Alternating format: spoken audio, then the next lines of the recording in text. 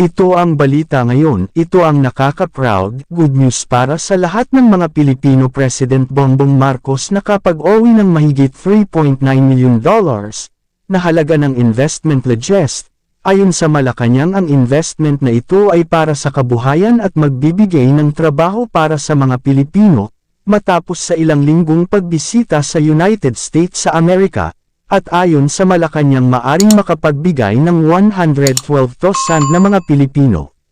Since its inception, the Asian Development Bank has been a reliable institution in providing loans, technical assistance, equity investments to its members in order to promote social and economic development. As President, it is certainly my duty to ensure that the government remains committed in the efficient and effective utilization of this institution's assistance for the full benefit of all Filipinos. This year's theme certainly captures the necessary approach we take in charting the unknown waters of a post-pandemic world. Samantala, sa iba pang balita, matapos subukang pag-initan Vice President Inday Sara Duterte, Senator Koko Pimitil, napahiya sa mismong Senate hearing. Ito ang pinag-uusapan at viral trending ngayon sa mundo ng social media, kung saan hindi inaasahang pagkakataon, halos lamunin ng kahihiyan ang nooy PDP Laban member at opposition senator na si Koko Pimitil nang hindi siya palagpasin ni Vice President Inday Sara sa kanyang di umano'y preskong katanungan. Tila pinagpipilitan kasi ni Senator Koko na hindi raw makatarungan di umano ang national budget para sa Office of the Vice President. Napilit pinagtatanggal di umano ng oposisyon dahil sa di umano'y maari raw gamitin ni Vice President Inday Sara ang nasabing budget sa di umano'y personal nitong pangangailangan.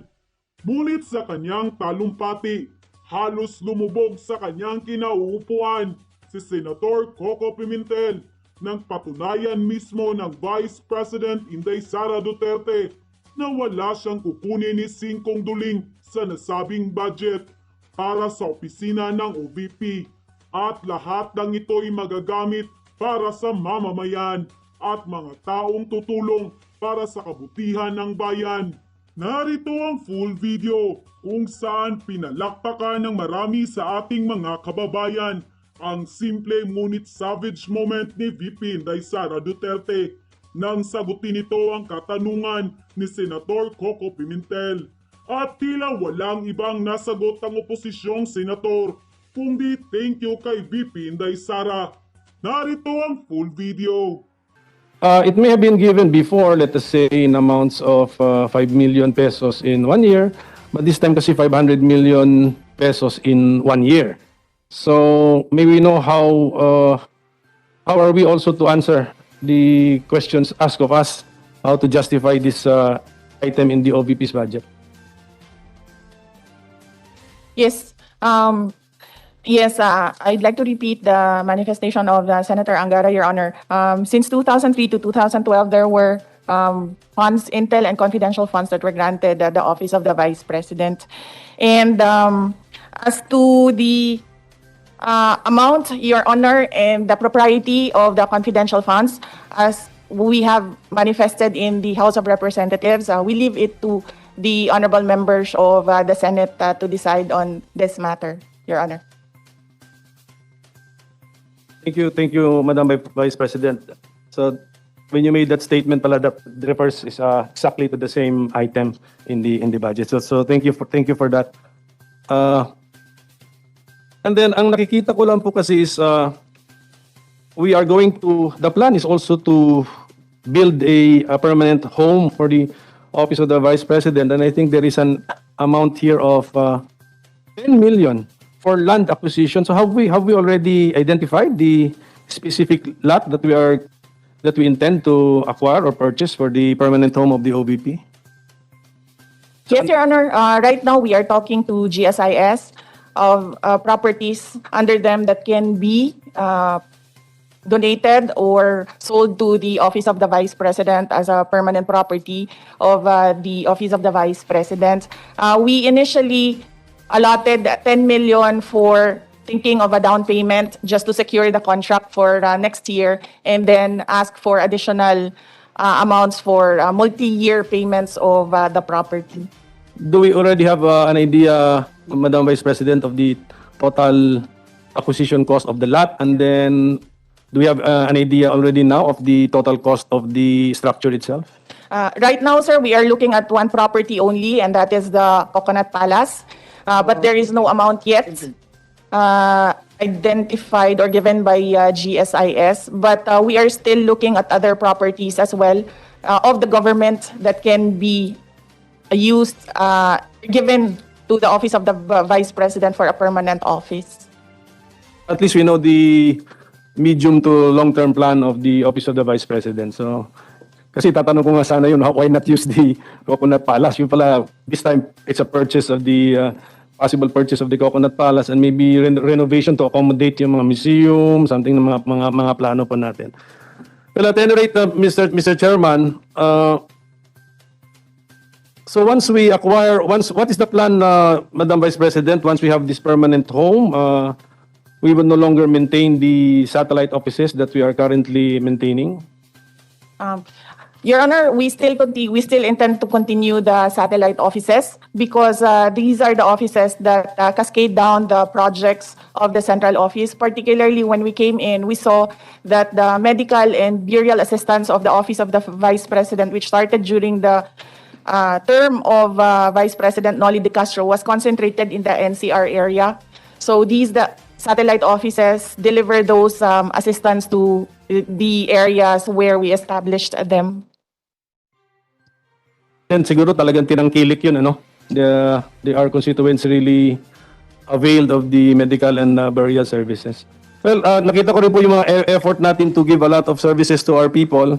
We have food trucks, Peace 911, Pagbabago, and we have this Libreng Sakay. But of course, when we try to replicate what the entire government is doing, it will really cost us. It will cost us a lot, and we really cannot afford it. Kaya napansin ko rin po sa Libreng Sakay, we have free transportation, but 5 buses. Meaning to say, we are limited to 5 areas siguro because kailangan predictable din yung services. So that's just an observation, Mr. Chairman, Madam Vice President, na siguro we should just select the services that yung talagang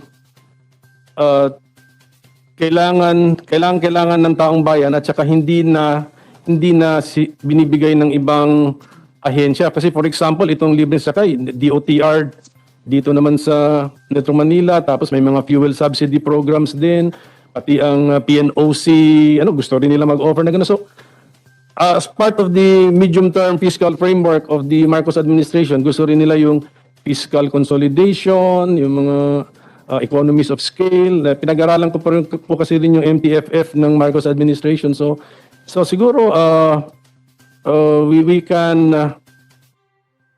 we should not try to replicate the entire government setup through the Office of the Vice President. May we get your reaction, ma'am? Yes, thank you, Honorable Senator. Yes, sir, we are not duplicating or replicating the existing Libreng Sakay of the Department of Transportation. In fact, the buses, sir, were lent to the Office of the Vice President, which we lent to the DOTR. So instead of the DOTR renting buses, they have free 5 buses from the OVP, for which they don't pay for the lease of the buses, except that the... So dapat ma'am, bayaran pa kayo sa lease ng tumulong sila sa construction ng building ninyo, ma'am. We just pay for the salaries of the driver and the gasoline po. With the permission of the body, I move for the approval of the budget. I was told, I'm sorry, Your Honor. Okay. Senator Bongo, who's also committee vice chair, wants to make a manifestation. Okay. I would like to acknowledge one of our committee vice chairs, the kababayan of former mayor, now Vice President Sara Duterte, Senator Vice Chair, Senator Bongo. Sir, good afternoon. You have the floor. Good afternoon, Mr. Chair, Ayo, after. President Sara Duterte, fellow senators, each resource persons, and all those watching today. Allow me to deliver a quick manifestation. I will not be interposing any questions. I just want to express my full support for the budget of the Office of the Vice President. as the second highest office in the land, the office of the Vice President is mandated to perform executive, ceremonial, and advocacy functions, as well as collaboration with stakeholders and organizations in both the public and private sectors to develop and promote programs that will uplift the lives of the Filipino people. Therefore, the OVP will need a strong budgetary support to realize their mandates and deliver what is expected of them. Mr. Chair, as you know, first time in a very long time po na muling sabay nanalo ang isang magkalyado presidente at vice presidente sa ating bansa. Kaya naman masasabi kong napaka-crucial ng trabaho ng ating vice presidente ngayong administrasyon. She will work closely with the president. On top of that, she will also spearhead one of the most important agencies in the country, the Department of Education. Overall, she will play a vital role in nation building, economic recovery, and addressing educational gaps in our country. At isisingit ko na lang po, knowing the Vice President, since she started her public service, alam ko pong magagamit po ang pondo ng kanyang opisina sa DepEd, sa Office of the Vice President sa tama. At walang masasayang. Stricto po si Vice President. Mas stricto pa po siya kaysa kay dating Pangulong Duterte when it comes to sa paghawak ng pondo ng gobyerno.